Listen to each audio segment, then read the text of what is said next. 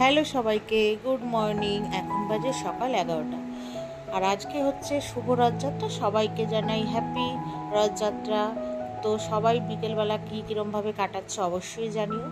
তো আমাদের কোথাও ঘুরতে যাওয়ার প্ল্যান নেই, মেয়ের পড়া আছে, বিকেলেও আছে। জানি না বিকেলে স্যার আসবে কিনা, বলেছে আসবে, তারপরে আর জানি না, বলতে পারবো না।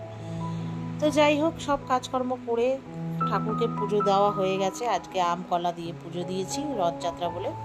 পুজো টুজো দিয়ে তারপরে এই যে সকালের টিফিন বানিয়েছি। আর হাজব্যান্ড তো অফিস চলেই গেছে, সেই সব রান্নাবান্না তোমাদের সাথে শেয়ার করিনি।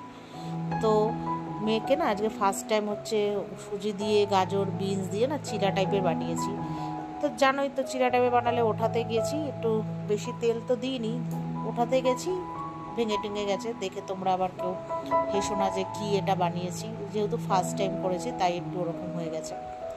তো যাই হোক, মেয়ে আর আমি এখন হচ্ছে খাবো, মানে আমি খাবো না, মেয়ে খাবে, আর আমি চা বিস্কুট খাবো। তাই একবারে করে নিয়ে হচ্ছে গেছিলাম ওখানে খেতে। আমার বিস্কুটটা হচ্ছে, চাটা খেয়েছি, আর অমনি মেয়ে খাবে আর কি। চিলাটা একটু খেয়েছিল, অমনি মর্নিং বেলের ঘন্টা বাজছে, চলে এসছে স্যার।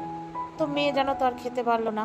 আর ঘরের তো হচ্ছে প্রচুর জামা কাপড় কাচা হয়েছে। মেয়ে স্কুলে সব জামা কাপড় দেখো সব প্যান্ডেল হয়ে রয়েছে, কেউ কিছু মাইন্ড করো না, বর্ষাকাল বুঝতেই পারছো। তারপর যাই হোক, মেয়ে চলে যাওয়ার পরে ওই যে আবার চিলাটা এনে দিলাম। আর ওই যে প্রসাদগুলো ঠাকুরকে পুজো দিয়েছিলাম, তো পুজোর পরে তুলে রেখেছিলাম, তাই আমি একটু খেলাম আর মেয়ে খেলো।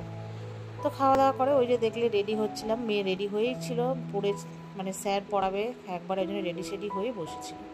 তো বাড়ি এসেছি মার বাড়িতে ওই 3:30 নাগাদ, মা ফোন করলো। তো আসার পরে খাওয়া দাওয়া করলাম, ঘুমিয়েছি। তারপরে বিকেলের হচ্ছে সাবু পাঁপড় খেলাম, আর রাতে খিচুড়ি।